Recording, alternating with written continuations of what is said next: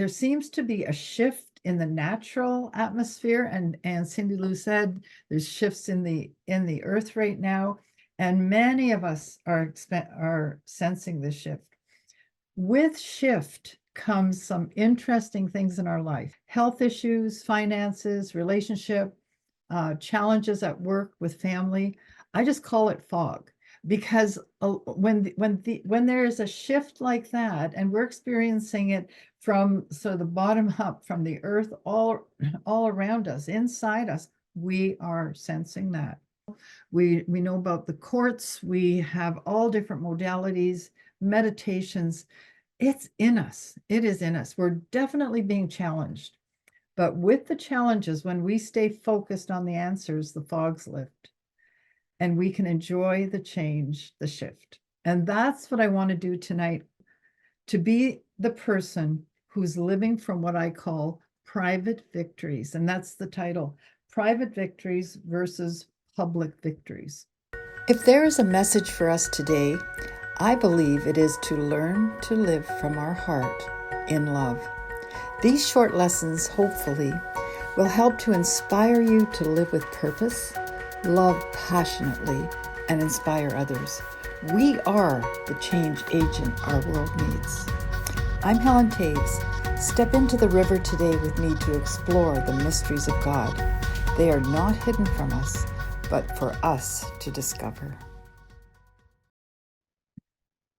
It's really funny how the conversation went in the chat, because I just wrote a little bit of an intro here as I was sitting waiting for people to come on, and I wrote, have you ever noticed in times of change that new tests seem to come with it?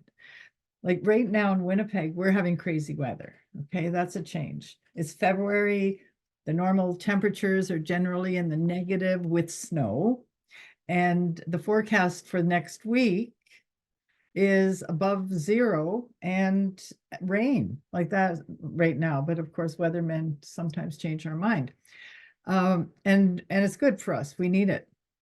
But what happens in these times, right, is that when I think it's pretty universal, when a temperature goes from negative something to positive, there can be a lot of fog, and we've been experiencing that, because it's just what happens. It's not bad or it's not good, unless of course the fog is so dense you can't see the road. But what I'm saying is there seems to be a shift in the natural atmosphere, and Cindy Lou said there's shifts in the earth right now, and many of us are sensing this shift.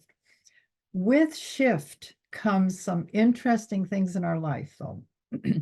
Some might be distressing if we allow it. It can be anything from health issues, finances, relationship, challenges at work with family. I just call it fog, because when there is a shift like that, and we're experiencing it from sort of the bottom up, from the earth, all around us, inside us, we are sensing that. But I'm also learning that we have everything in us, in our sacred self, to get through any situation, and not just get through them, sort of struggling along. I believe we are major overcomers in them. I know that we have learned how to intend, how to not just pray for, but pray the answers. We're learning, like Jacques said as well, we know about the courts. We have all different modalities, meditations. It's in us. It is in us. We're definitely being challenged. But with the challenges, when we stay focused on the answers, the fogs lift and we can enjoy the change, the shift. And that's what I want to do tonight in this lesson. It may not be new to everybody, but I'm really hoping that this will help to reset you, if needed at all, to be the person who's living from what I call private victories. And that's the title: Private Victories versus Public Victories. So I describe private victories. They're the small that seem things that happen in your life that seem inconsequential. However, those things are the very things that create in us a hidden strength that will hold us in life's challenges. So this is tonight's sort of reminder of some of the things that are in us that we need to take a look at in these times of shift. Private victories are what we do when no one else is in the room, like no one else is looking. Private victories will form a strong foundation of faith in your life. They will give you an expectation to success. It's really, really, private victories are important. When you have a successful, personal, hidden life, you expect good things to happen. It's part of your makeup. Private victories are what inspire you to continue to grow in your personal faith, and they are your self-talks to success. And what develops your ear to hear. Private victories are the times of meditation, of silence, of quiet, of being with the Lord. It's what you do on the inside. It's the things that you settle with, that you work with, that you already know. You already know it. It is in you. You know, we are one with the Lord. We operate in Christ consciousness. It is in us to know. And sometimes it's just that time of quiet and focus that brings it out. Public victories, well, they're the time that the Lord uses you to heal, to speak out prophetically, to preach a message, to just do that ministry, or just be the person in a situation that becomes evident to others. Those are your public times. I'm going to read tonight a story. Now, this is a story. It's in Samuel, and you are familiar with it, but I'm going to read the whole thing because it's really relevant to understanding the power of private victories to public victories. And it's the story of David and Goliath. It's in 1 Samuel 17, and it starts with the Philistine army and Saul and the men of Israel, that they gathered together, and they encamped in the valley of Elah, and they drew up in battle array against the Philistines. The Philistines stood on a mountain on one side, Israel stood on the other, with a valley between them. And a champion came out of the Philistines, and his name was Goliath. He was, his height was 6 cubits and a span, it says. He had a bronze helmet on his head. He was armed with a coat of mail. The weight of his coat was 5,000 shekels of bronze. This man was very, very large, and he had a bronze armor on his legs and a bronze javelin between his shoulders. And the staff of his spear was like a weaver's beam, and his iron spearhead weighed 600 shekels, and a shield bearer went before him. So when he stood, he cried out to the armies of Israel and said to them, "Why have you come to line up for battle? Am I not a Philistine? You servants of Saul, choose a man for yourself and let him come down to me. If he's able to fight with me and kill me, then we will be your servants, but I will prevail against him and kill him. And you shall be my servants and serve us." And the Philistines said, "I defy the armies of Israel this day. Give me a man that we may fight together." When Saul and all of Israel heard the words of the Philistine, they were dismayed and they were afraid. But now David comes on the scene, and he was the son of Jesse, and Jesse had 8 sons. David was the youngest. Man was old, it says, and advanced in years. And the 3 oldest sons of Jesse had gone to follow Saul into the battle. The 3 oldest that followed him were on the battle lines, but David occasionally went and returned from Saul to feed his father's sheep at Bethlehem. The Philistine drew near and presented himself 40 days, morning and evening. Then Jesse said to his son David, take for your brothers an ephah of this dried grain and these 10 loaves and run to your brothers at the camp. Carry these 10 cheeses to the captain and see how your brothers are doing. Now Saul and they, all the men of Israel, were in the valley fighting with the Philistines. So David got up in the morning, left his sheep with a keeper, and took the things that he was needed as his dad had commanded him, and he went to the camp as the army was going out to fight and shouting for the battle. Israel and Philistines had drawn up in battle array, army against army. So David left his supplies in the hand of a keeper, and he ran to the army, and he came and he greeted his brothers. Then as he talked to them, there was a champion, the Philistine of Gath, Goliath by name, coming up from the armies of the Philistine, and he spoke according to the same words. So David heard them. And the men of Israel, when they saw the man, fled from him. They were afraid. So the men of Israel said, have you seen this man who's come up? Surely he has come up to defy Israel, and it shall be that the man who kills him, the king will enrich with great riches and give him his daughter and give him his father's house exemption from taxes in Israel. So it was a good deal. David spoke to the men who stood by, and he said, what will be done for the man who kills this Philistine and takes away the reproach for Israel?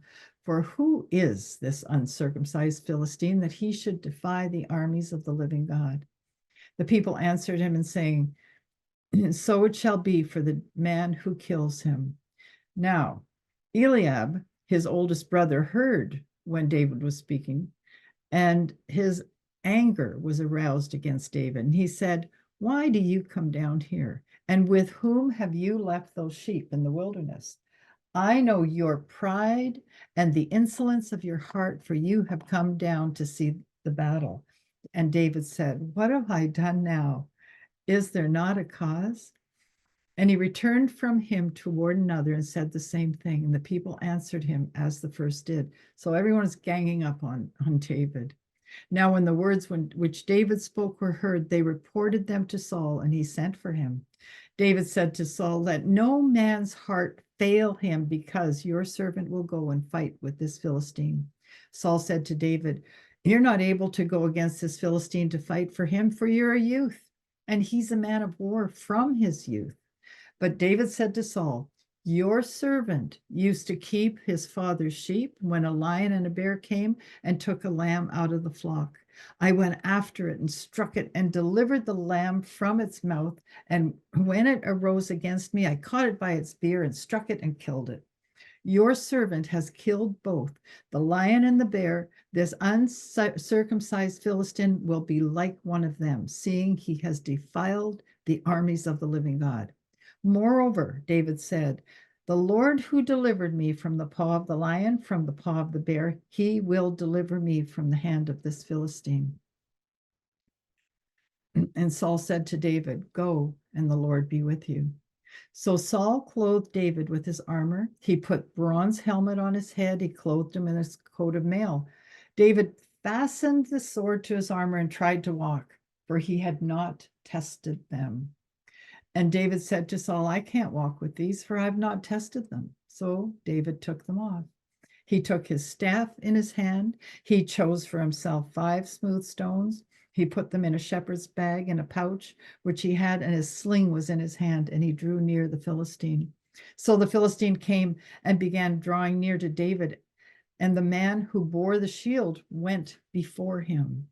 And when the Philistine looked about and saw David, he disdained him, for he was only a youth, ruddy and good-looking. So the Philistine said to David, am I a dog that you come to me with sticks? And the Philistine cursed David by his gods. And the Philistine said to David, come to me, I will give your flesh to the birds of the air and the beasts of the field. But then David said to the Philistine, you come to me with a sword, with a spear and a javelin, but I come to you in the name of the Lord God of hosts, the God of the armies of Israel, whom you have defiled. This is the day the Lord will deliver you to my hand. I will strike you, take your head from you, and this day I will give the carcasses of the camp of the Philistine to the birds of the air, the wild beasts of the earth, and all the earth may know that there is a God in Israel. Then all this assembly shall know that the Lord does not save with sword or spear, for the battle is the Lord's, and he will give you into our hands. And so it was. The Philistine army arose, came and drew near to meet David, and David hurried. He ran toward the army to meet the Philistine. David put his hand in his bag. He took out a stone. He slung it and struck the Philistine in his forehead. So the stone sank into his forehead and he fell on his face to the earth. So David prevailed over the Philistine with a sling and a stone, struck the Philistine and killed him, but there was no sword in the hand of David. Therefore David ran, stood over the Philistine, took his sword, drew it out of his sheath, and killed him and cut off his head. When the Philistines saw their champion was dead, they fled. Now, that was a long story, but you know what? It's a worth consideration. So let's take a look at it closer. When Saul and all of Israel heard the words of the Philistine, what happened? They were afraid. However, David was not one bit rattled by appearance of the Philistine or of the words. And here's our encouragement tonight. Regardless of what's coming at us, we don't need to look at by appearance or the words of anything, and we can stay in peace. David was a great example. Even when his brothers came and were speaking against him, and saying to him, why did you come down here, right? And what do you leave the sheep for? I know your pride and the insolence of your heart, for you've come down to see the battle. Remember that? Well, isn't it interesting that it's the people that are closest to us that will speak against our faith, our abilities, or our ideas? Sometimes I'm often amazed the people that you think would walk with you and be strong with you can be that person, can be your brother, sister, whatever. And they'll come up with cynicism. You know what cynicism is? That's what David's brother, he was very cynical, making fun of him and saying, oh, you're going to leave, you left the sheep, and implying that he wasn't worth being in the army. And people will have cynicism, but you know what? Cynicism is a form of unresolved anger. Be aware of that of yourself too. If you're ever cynical, check with your own heart and see what's unresolved in there. And sometimes people will make fun of you. You're going to share what you want to do, or a dream that you have. Maybe you want to write a book, be a composer, believed to be something do something very unusual. But they'll give you all the silly reasons why not. And sometimes accusing you, belittling you. Like, who do you think you are? Well, do you have the education? Do you have the experience? I'm telling you right now, if you think you can, you can. Be that person. There's a dream in your heart, something in your gut, you believe you can. You can give it to God, you can visualize it, and then watch him help you put it together. Not just sit there and have him do it all, but you'll be directed, and you'll work with him. Belittling, people belittle. Well, you're just a housewife, you're too young, you're unknown. What makes you think you can play in the big league? Well, you do. You get the vision. You knew. David knew, and he was focused on what he was called to do. He didn't listen to any of the cynical words, even when they all came at him. He did not allow himself to be affected. Interesting, he said to Saul, Your servant used to keep his father's sheep. David's in a shift. He knows it. And look at his words.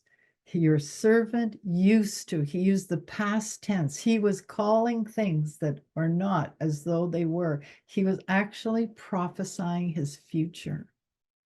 Prophesy your future. Do it in private. Do it to yourself till you get it in to you so that you're familiar with the words. That might sound really, really dumb, but it's not. What you practice in the silence of your own heart and in the quiet is the reality that gets built around you. It's all ready to come together, and that's how we build it. David's reality wasn't even in the present moment. He knew his reality was greater, that his destiny was far more than a sheep herder. When you're in a shift, you may have to disregard your own negative or cynical thoughts, swallow your own words if you have to. Anything, and don't allow yourself to ever say anything against yourself. Don't ever say, I am not able. I am not enough. I am not talented. There is no I am not. There is just the I am. All a possibility. It seems incredible that we are created with all the entire kingdom, the substance of God is in us and in everything around us. Make it your focus and watch your focus expand. And as you give it to God, watch him start bringing the pieces together. That's what he did for David. Then when David said to Saul, let no man's heart fail because of him, your servant will go and fight with this Philistine. Your response, if any, is very important. Think, see your vision, and before you speak, let faith speak, because faith speaks, but so does fear. So be aware, watch your words. And David didn't reply to his brother. He kept on task. And sometimes silence speaks the loudest. It's really true, right? When you're silent, people wonder what you're up to. It gets easier. Private victories give you courage to speak, or they'll give you courage to chastise, saying, let no man's heart be afraid, because you're already settled in your private time. You're already settled in your closet behind closed doors.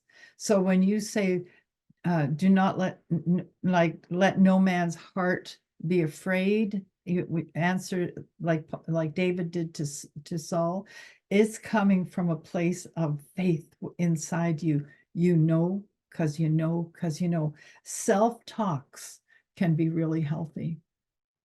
Saul said to David in this story, you're not able to go against this Philistine to fight with him because you're a youth and he's a man of war. And you might find yourself in this time of shift thinking, or even having people say to you, but mostly we'll think it ourselves as well, because we'll do a comparison.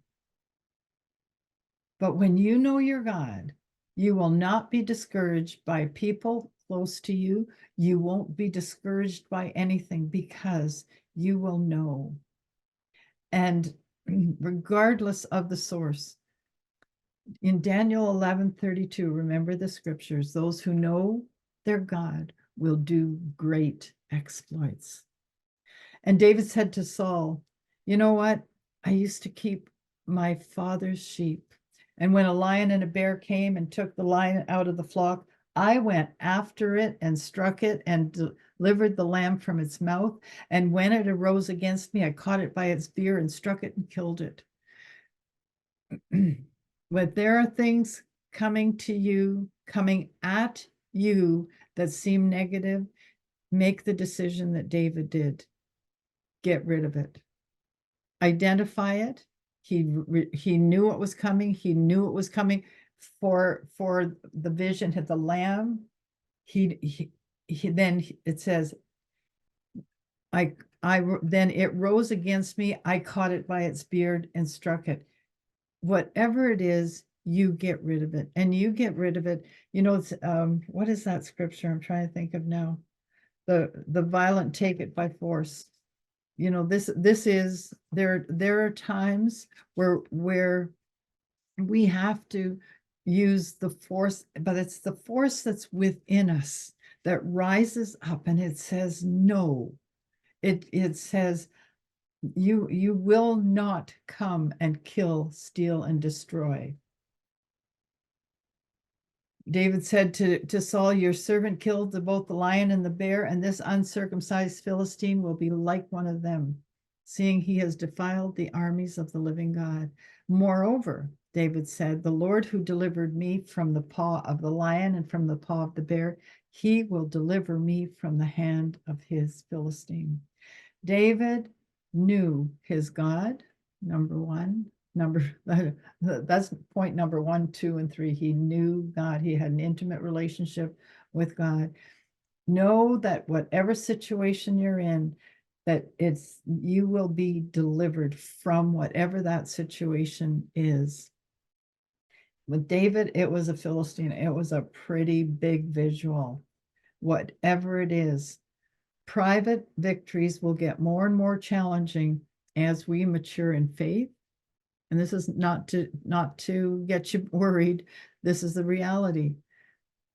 But they'll also give us what we need the most to have courage and to speak out truth, or to even prophesy, whatever it is.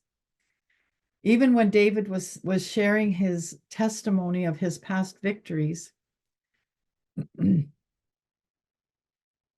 what he did and the things that he did to deliver the lamb from the lion's mouth, the praise for his ability and victory went to the Lord. And when we walk in that intimacy, when we walk in that place of our sacred selves, there will be no question that God is with us all the way. You'll stir yourself up. If you were on the What If Chronicles last night, the challenge, we were challenged to go deeper and deeper and deeper into that relationship. And you will know because you know. And you will know, not because somebody's telling you, or somebody, some prophet in the land is prophesying. You will know it because you're in tune with what's going on. Our tests are our best teachers and coaches. Your tests in your life are your best teachers. Look at them like that. The most important ones are the ones that are not seen. So in your private time, will you be honest when just a little white lie can't hurt? What do you choose? You're going to choose complete. And I'm talking about being with yourself, or we're with somebody. It's all the same. But be honest. Be honest with yourself. Call a spade for yourself. Just say, you know what, Helen, you blew it. That's not good. That needs changing. And don't beat yourself up, but talk to yourself very honestly, because lies will hurt you. Will you exaggerate something to make yourself look better? Exaggerating is a form of lying. Did you know that? How do you handle money or your belongings? Is there anything in there that you need to sit and you need the teacher to come and show you? Do you spend foolishly or do you give freely? Here's a personal key to private victories. I believe very strongly when you're being tested, don't tell anybody. I'm serious. Be a David in the field and deal with it where only God can see. And I really, there are so many things that we can do in our intimate time with the Lord, that I don't mean don't tell anybody, isolate yourself. I don't mean that at all. because it is good to have a friend, to have a partner, but it isn't good to tell everybody, is what I'm trying to say. When you're being tested, enjoy the test. Enjoy it because it's something that's teaching you something for you. When David was in the field, overcoming, protecting the flock, I'm sure he had a lot of things to deal with, but he dealt with it. Only God could see it, and God was there, and he proved all that in the silence of the fields where he was with the sheep. You know, when Ed and I began to hold events years ago, now, like it's 10, 15, 20 years, we started doing small events. We started doing some school of the supernatural. We sort of outgrew our living room, and then we would rent rooms in like breakout rooms in a hotel. They'd be set up, but all that had a cost. So Ed and I, when we did that, we decided that anything that we did like this, we would be totally responsible with have the intention to deal with it with our own finances, but asking God for wisdom so that when there's participants, that it could be a cost recovery event. And we didn't publish it or bring our needs to anyone. And when we did this, you know, the small gatherings for classes that we'd have maybe 50 people come, we didn't at first, we didn't ask for a registration of any kind. We put baskets on the table and let people, as they're led, to contribute to the evening. And do you know, there was hardly any money left over, and if it was, we brought it to the next week, but the cost was covered. When we started with larger events, we had Mike Parsons in. Actually, we had Mike Parsons in once for a local Winnipeg meeting, and then we went out to a resort. It's not a resort, but it's a we'll call it a resort. It's bigger, and we could sleep there and everything. And we had the Mahoney's, Grant and Sam. We had Nancy Cohen and Miles and Laura C. And actually we had booked Ian and Marios, but then COVID hit. So we started off with very little expense, but our last event cost us $30,000. And we knew it was going to be heavy, but you know what? When we had a fee, but we set our hearts to cost for it to be cost recovery, so that whatever the honorariums, everything gets paid out of it. And do you know that the Lord brought in the finances to everything we did? He was faithful. And when we realized the amount of that we were going to be believing for, we started with needing $50. Now it was $30,000. We just stayed, but we stayed, and it became one of our private victories, right? He was faithful to the penny. And that's why I'm saying keep some of these things secret. And anyway, I won't say any more about that. So returning to our story, it says, so Saul clothed David with his armor, and he put a bronze helmet on his head. He also clothed him with a coat of mail. David fastened his sword, and he tried to walk, for he had not tested them. He said, I cannot walk with these. I have not tested them. You will be tested, and you will have an opportunity to go man's way instead of the Lord's way, or man's way or instead of the vision that you and the Lord have on something. We have an enemy of our soul, and I'm not saying to give it any attention at all, but there's always an enemy that wants you to do something in a natural way. And that generally that comes out of your ego to take, so that and your ego grounds you. It will give you every reason just to go with the natural things. But when you decide to walk in your sovereignty and in your integrity, you will be tested, I guarantee. And it is worth standing with the Lord in whatever.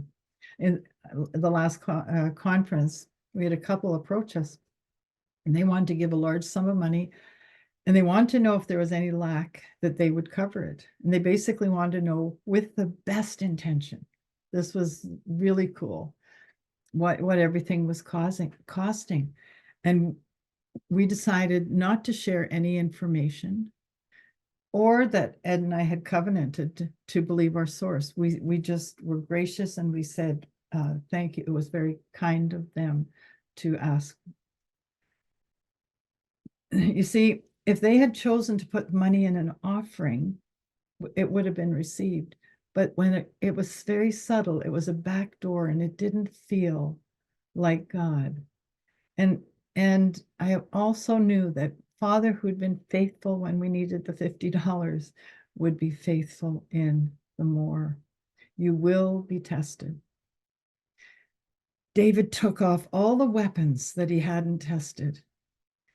If it hadn't been tested, he knew in a time of battle was not the proving ground. That's why your private victories, the things that you do in private, your decisions that you make, the things that you stand for and stand with God in, is your time of proving, not when you're in the battle.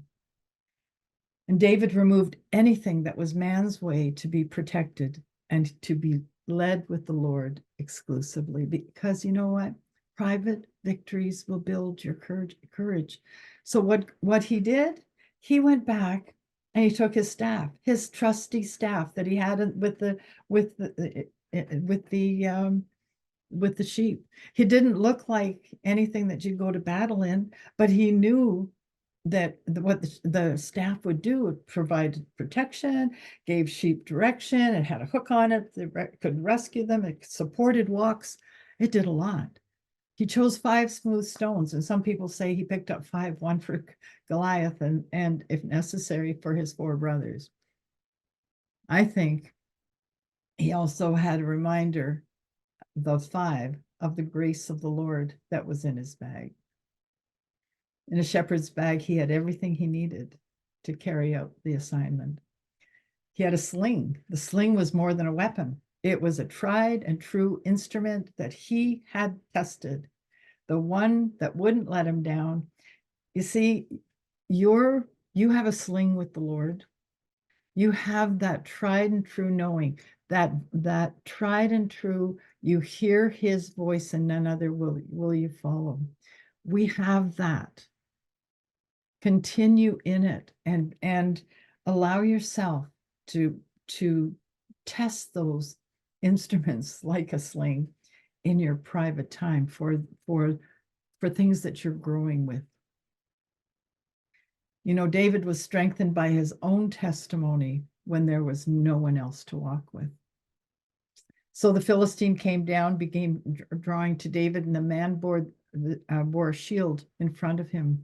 Your enemy sometimes uses man to stand between you and your circumstances, to keep you from being able to see the assignment. You know that idols in your life do the same thing. I'm going to use my pen.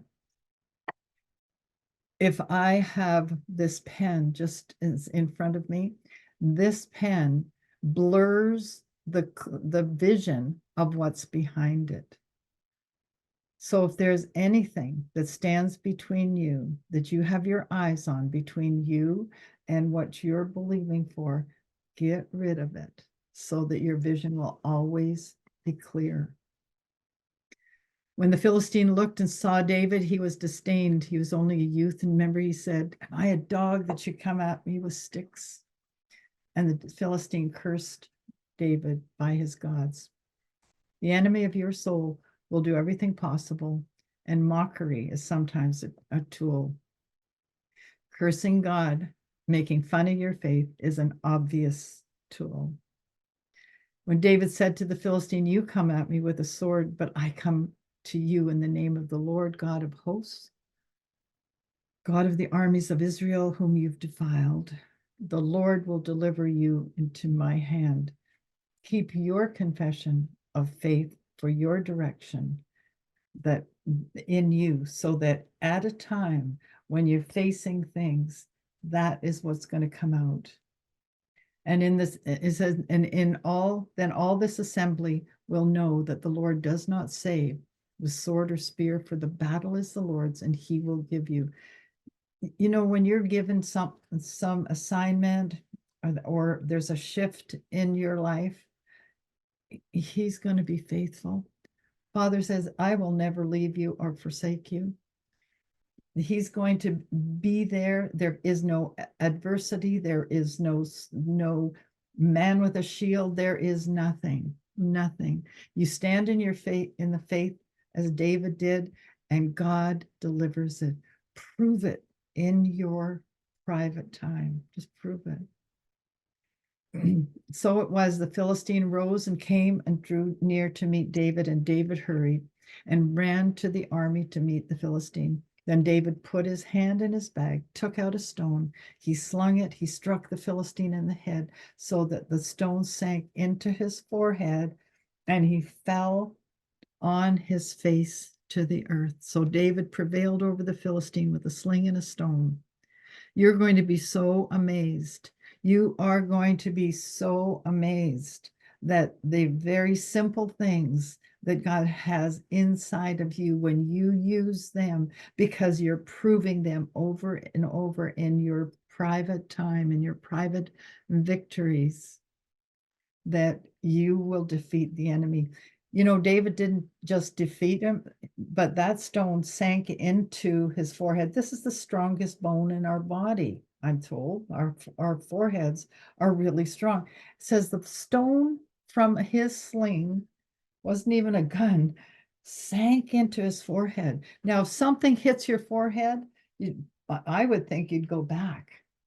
But the Bible says he fell on his face to the earth.